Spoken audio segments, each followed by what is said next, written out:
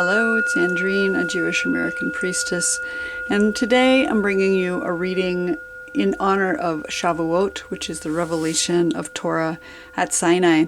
We're going to do a full spread reading today with no other bells and whistles except for this one bell.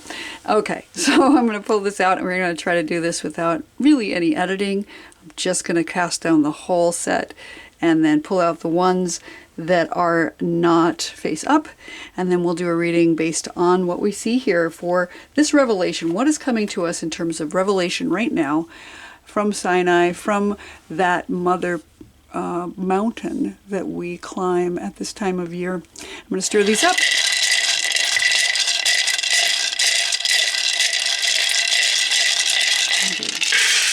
Pass them down. Okay, so the first thing we do is we pull out all the Hebrunes that are face down and remove them from the spread. Except for that one we leave because that's the Ein Sof and that one stays. So all the others are coming out and we're leaving everybody else right where they landed. That one's face up. Okay, so let's take a look. And what I'm seeing at the very top, interestingly, is the Ein Sof, of course, because it is that blank, that endlessness and void.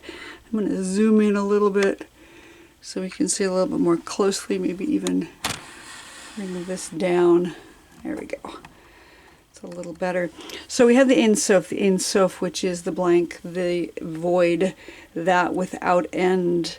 And it represents that fate, that ability to produce whatever it is you need to produce. It's that blank canvas, that blank slate. So it's the substrate onto which all the other letters are carved, the endlessness and the void, that divine that exists outside of time, and is here right at the top of our reading saying this is what we've reached for. That's the top of the mountain. That's what we've come for, is that emptiness from which to start building something fresh, something new. Next to that, on the left side, we have the Dalet, and it's showing up upside down. The Dalet is a doorway, and it represents that liminal space through which we have to travel in order to get to where we're going.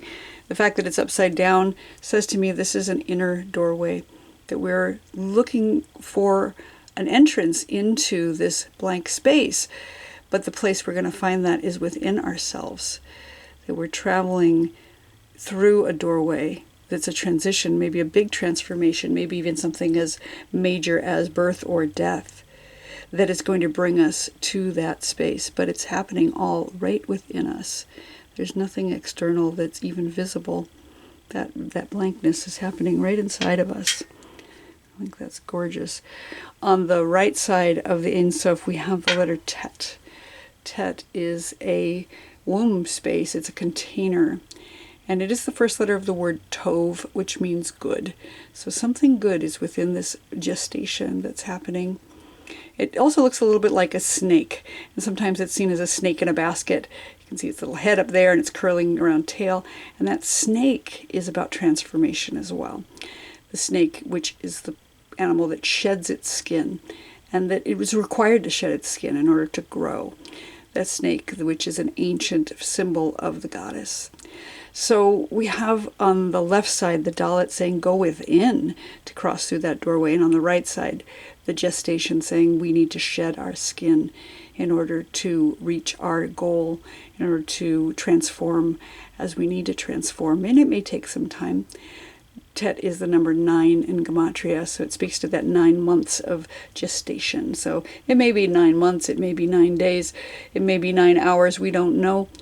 Maybe 9 years, but some time has happened that is going to take us into a gestation space through which we need to shed our skin and be born anew into this blankness. Over here on the right side, we have the Gimel, and the Gimel is sort of face down. Gimel is a foot or a camel traveling forward. The fact that it's prostrate here makes me say we're bowing in humility toward our moving forward, that it's time for us to really kind of get ourselves set and ready to go.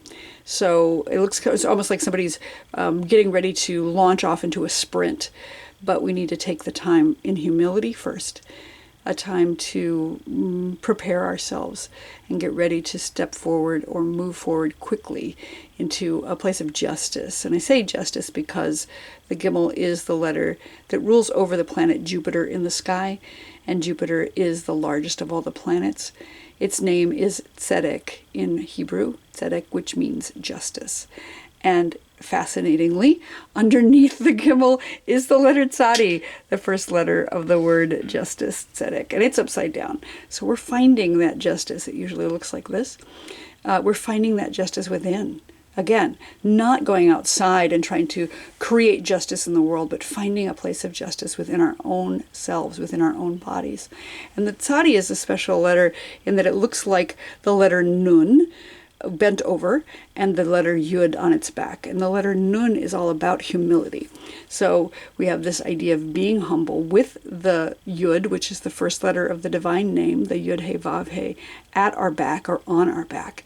So we're finding ourselves in this position of humility internally with the divine shoring us up from behind and finding that justice within ourselves. The letter Tzadi begins the word Tzadik, which means righteous person. So finding inner righteousness, finding inner justice, finding our humility with divinity at our back, and then getting ready to jump forward with the Gimel face down in that block set up for the sprint that we're about to come into to make our way toward the top of the mountain.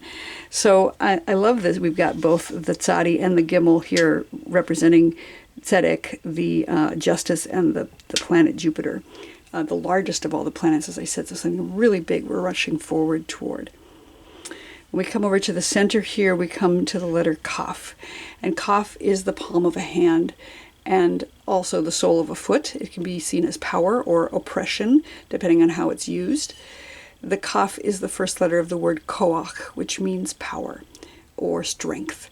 And so we have this the strength that's right in the center of our reading. Sometimes the Kaf is seen as the hand of the Shekhinah, the indwelling presence of the divine, lifting us up from underneath, kind of shoring us up and giving us support, or covering over us like a wing or a hand that's sheltering us from the sun. And Kaf is the letter that represents the sun in the sky. So we have the sun here right in the center, source energy, giving us power, that solar power, koach, and also maybe being a little oppressive sometimes.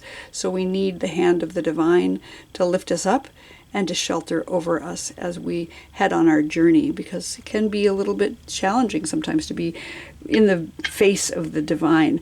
When Moses climbed the mountain and he faced the divine, it was said that his face was burned by the glory of the divine. So we need to make sure that we have the shelter appropriate that is needed as we make our climb up the mountain. We come down to the letter Samech here. Samech is the letter that means to be surrounded. The word sovev means surrounding. And it's also about protective boundaries. The Samech in the Paleo-Hebrew, Proto-Hebrew looked like a thorn. So it's about setting up protective hedges around ourselves in order to keep in what is valuable and to keep out what is predatory. And those hedges or those boundaries can be permeable so that we can let in things and let things out as need be. But it is important to set them up so that we are protected and surrounded with support and also with love. And this letter is saying we have that support here. It's basically in the center of this reading, along with the letter Lamed next to it, the letter Lamed, which is the first letter of the word Lev, meaning heart. So we're reaching up with heart toward connection with the divine. And I love that the Lamed also represents the intestines in the body, right? So it looks a little bit like a digestive tract, like you're swallowing something down the top, and then it goes through the center here with the stomach and the organs and the intestines, and then it comes out the bottom. So we're taking stuff in, we're taking in learning, limud v'lamed, we're teaching things as well. We're discerning what is valuable, what is important, and what it is we need to release and let go. So we use our heart for that, our lev, our heart mind, which is the discerning organ in our body, as well as the digestion, which is to mull things over and to think about how they're going to serve us, whether they're going to serve us, whether they are something we can let go of now, something that we've taken in before maybe, and we're ready to let that go. But reaching up with heart for the divine, with connection, with discernment, and knowing when to let things go. So Lamed here, also smack in the center of our reading, and it's leaning on top of the Ayin. And the Ayin, which usually looks like this, is overturned, and it's right underneath the Lamed. The Ayin represents the eye in the body. So we've got the eye in the body, and it's the way that we can discern. It looks a little bit like two eye stalks coming back to an optic nerve in the brain there. If you look at it sideways, it looks a bit like an eye makeup as well. So we have the Ayin here, and it is saying that we need to be able to see our way forward. And since it's upside down in the reading, it says to me, we use our inner eye. We use what vision we have inside us in order to discern what is the right thing to do. It's also representative of the eye of the divine watching over us. But since it's upside down in this position underneath the Lamed, it says to me, we have an inner seeing, we have an inner knowing. And that is also knowing that the divine is watching over us. But we have a way to see. We have a way to see without our eyes externally, that we see with our heart, that we can see underneath the lev here, the Lamed, that we have an ability to discern with our inner knowing, with our inner seeing, what is the right way to go. Again, what are we taking in? How are we absorbing that and digesting it and knowing what to release so that we're ready to do the next thing on our climb here. Over on the right side, we have the letter Zayin. And the Zayin is the letter that is a sword or a scepter. It's the number 7 in Gematria. So it has this connotation of an ending, something that is coming to an end. And there's power with this, and it's like sovereign power of the indwelling presence. It's the number that represents the Shekhinah, the 7. She is the Shabbat bride. And 7 is the number of days of creation, so this also represents the day of Shabbat.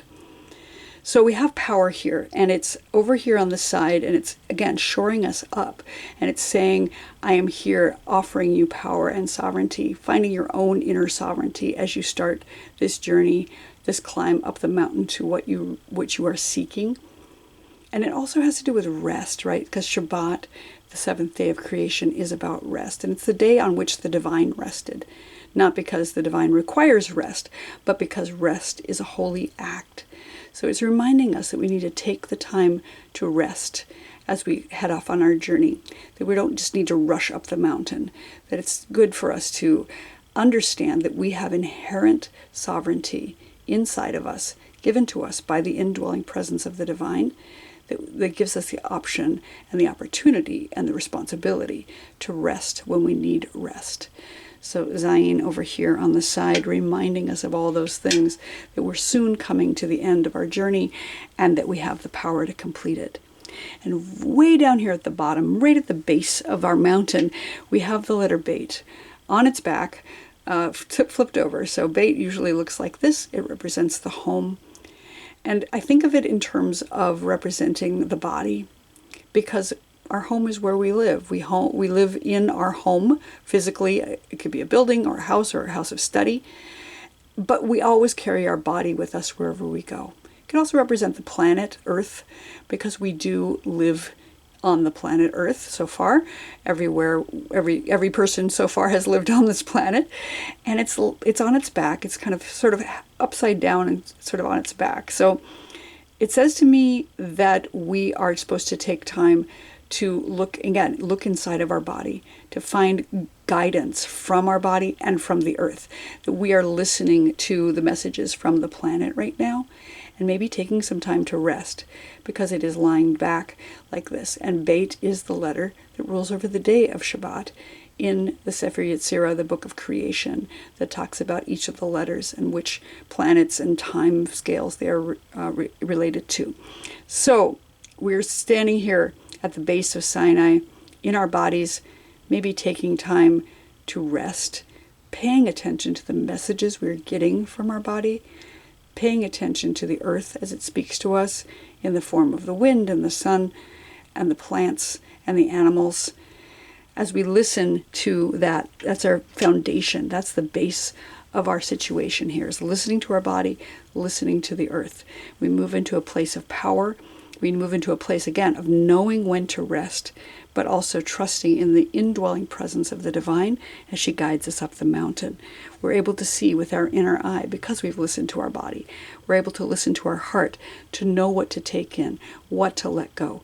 We find ourselves surrounded with power. We find ourselves surrounded with love, with good boundaries, protections to know, again, what to let in and what to release, what is safe for us, how to have those thorny edges without harming ourselves or others. And then we come into more power, the hand of the divine, lifting us up, sheltering us from the sun, finding our own inherent power, the koach that's here, covering our head with a crown, perhaps, keter, which also begins with the kaf. So we have a crown, we have sovereignty, we have divine hand lifting us up and sheltering us from the sun.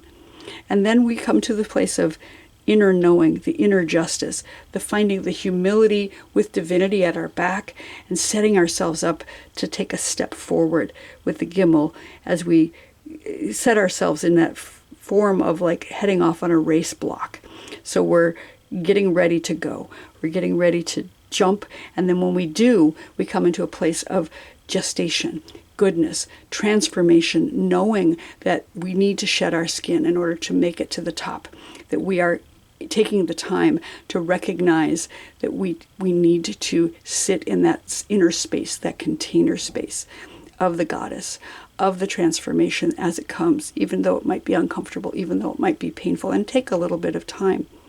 And then we step through the doorway inside our own selves, step through the inner self, step through the doorway that says, this may be feeling like a birth, it may be feeling like a death, but whatever the transformation is, we need to walk through that gate up to the top. And when we get to the top, what do we receive? Nothing. We receive the wonderful nothingness that is everything, the blank, the Ein Sof, that without end, the potential for everything that's about to come. So what a beautiful reading for those of us climbing Mount Sinai and finding our way to the top right now. Know that the divine has your back. Know that you're being sheltered and lifted up, surrounded, watched over, and that if you can listen to your body, listen to your heart, use your inner eyes, grasp your power, step through the door, and transform as need be, that you will have what you receive at Sinai. Thank you so much for listening and for following me on this journey. And if you do like my readings, please like and subscribe. If you want to buy a set, you can also do that. There's a link below. And I will look forward to seeing you here next time.